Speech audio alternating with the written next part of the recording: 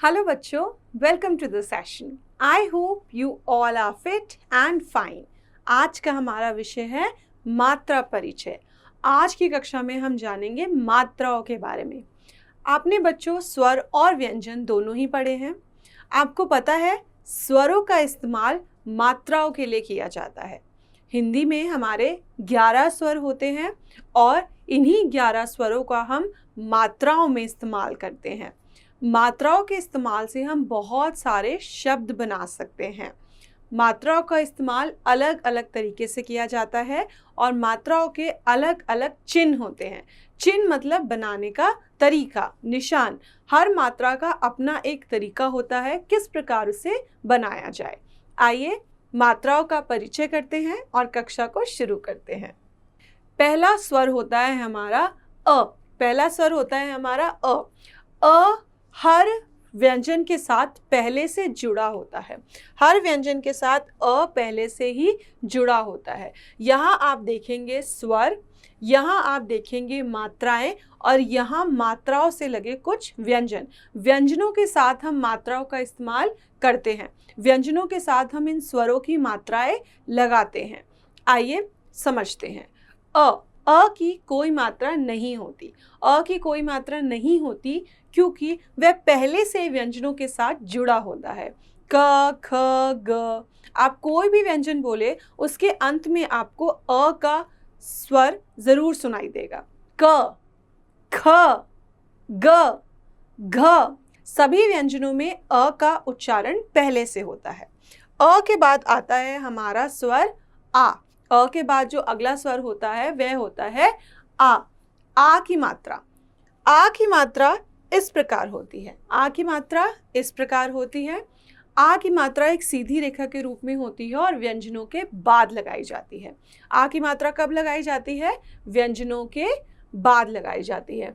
किसी भी व्यंजन के साथ जब आ की मात्रा को जोड़ा जाता है तब उसका उच्चारण होता है क आ का, ख आ खा, ग आ गा, घ आ घा, च आ चा, छ आ छा। आप देख सकते हैं सभी व्यंजनों में आ की मात्रा वर्ण के बाद लगाई गई, व्यंजन के बाद लगाई गई, इस प्रकार सीधी रेखा के रूप में। और इसका उच्चारण आ की तरह ही होता है आ। क आ का, ग आ गा। आ के बाद जो हमारा तीसरा स्वर होता है वह होता है ई। ई छोटी, छोटी ई से इमली। छोटी ई की मात्रा इस प्रकार होती है। यह है छोटी ई की मात्रा। छोटी ई की मात्रा व्यंजन से पहले लगाई जाती है। छोटी ई की मात्रा व्यंजन से पहले लगाई जाती है और इसका उच्चारण भी धीमा होता है ई। इसका उच्चारण होता है ई। आप देख सकते हैं क के साथ छोटी ई की मात्रा का है की। ख के साथ छोटी ई की मात्रा जब लगी होगी तो होगा उच्चारण खी। ग ई गी, घ ई घी, च ई ची, छ ई छी। सभी शब्दों में छोटी ई की मात्रा इस तरफ लगाई गई है, व्यंजन से पहले लगाई गई है। हम पहले व्यंजन बोलते हैं, उसके बाद उसकी मात्रा का उच्चारण करते हैं। छोटी ई की मात्रा के बाद आता है बड़ी ई की मात्रा। बड़ी ई की मात्रा इस प्रकार होती है। बड़ी ई की मात्रा व्यंजन के बाद लगाई जाती है। बड़ी ई की मात्रा व्यंजन के बाद लगाई जाती है, आ की मात्रा की तरह ही इस तरफ। इसका उच्चारण लंबा होता है। छोटी ई की मात्रा का उच्चारण छोटा होता है और बड़ी ई की मात्रा का उच्चारण लंबा होता है। क ई की, ख ई खी, ग ई गी, घ ई घी, च ई ची, छ ई छी। इन सभी शब्दों में बड़ी ई की मात्रा का इस्तेमाल है जो कि व्यंजन के बाद लगाई गई है। आप देख सकते हैं क के साथ जब छोटी ई होता है तो उसका उच्चारण होता है की, और क के साथ जब बड़ी ई होता है तो उसका उच्चारण होता है की, की, खी, खी। बड़ी ई की मात्रा के बाद आता है हमारा छोटी ऊ की मात्रा। छोटा ऊ से उल्लू।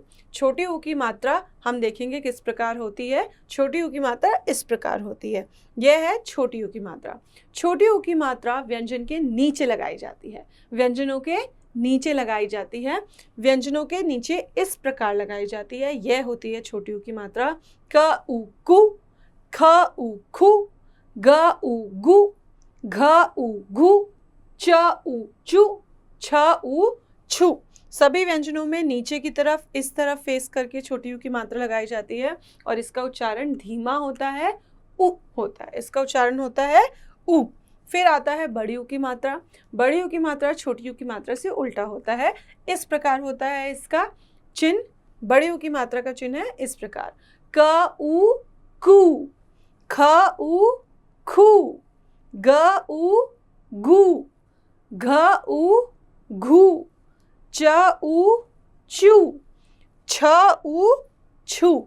यह हमारा बड़ी ऊ की मात्रा। कु, खु, गु, घु, चु, छु। अगर छोटी ऊ की मात्रा है तो उच्चारण होगा चु, और अगर बड़ी ऊ की मात्रा है तो उच्चारण होगा चू।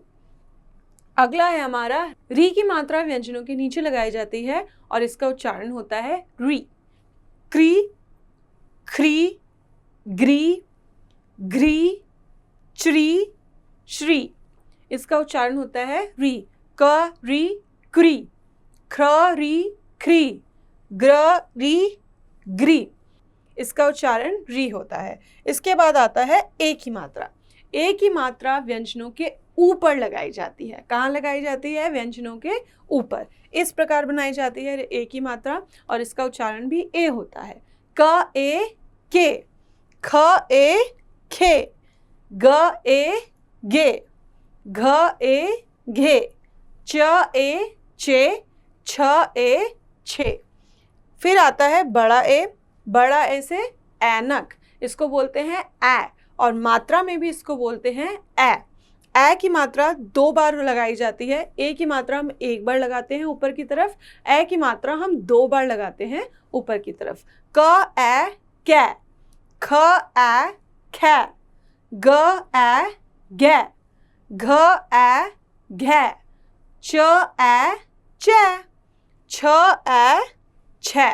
यह है बड़े की मात्रा जो कि 2 बार लगाई जाती है किसी भी व्यंजन के ऊपर और इसका उच्चारण होता है ऐ। इसका उच्चारण होता है ऐ।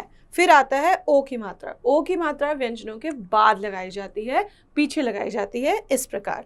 एक सीधी रेखा डाल के ऊपर हम बनाते हैं ओ की मात्रा। क ओ को, ख ओ खो, ग ओ गो, घ ओ घो, च ओ चो, छ ओ छो। को, खो, गो सब में ओ का उच्चारण होता है। ओ की मात्रा का उच्चारण होता है ओ। उसके बाद आता है औ की मात्रा। कौन सी मात्रा? औ की मात्रा। औ से औरत।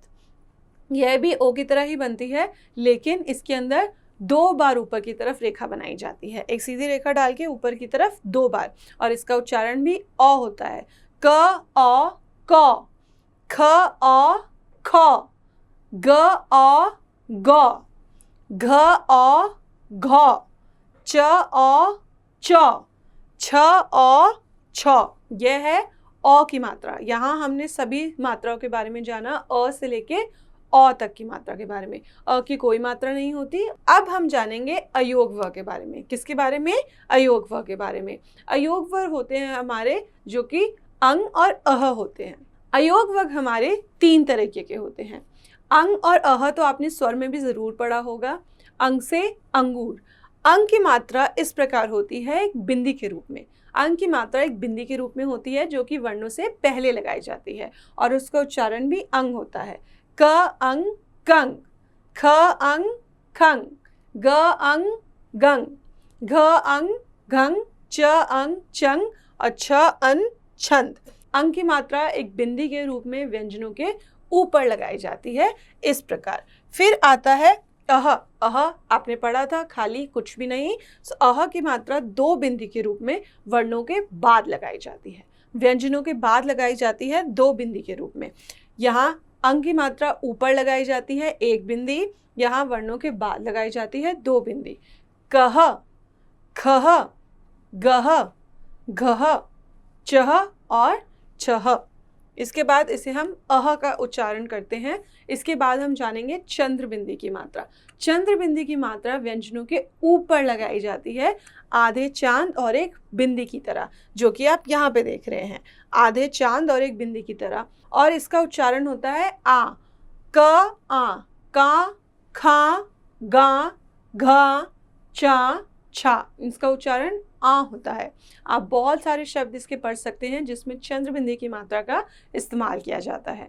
बच्चों, आज की कक्षा के लिए इतना ही। मैं आशा करती हूँ आपने सभी स्वरों से सारी मात्राएं बहुत अच्छे से समझी होंगी, किस प्रकार उनको बनाया जाता है और कहाँ उनका इस्तेमाल किया जाता है। आज की कक्षा के लिए इतना ही।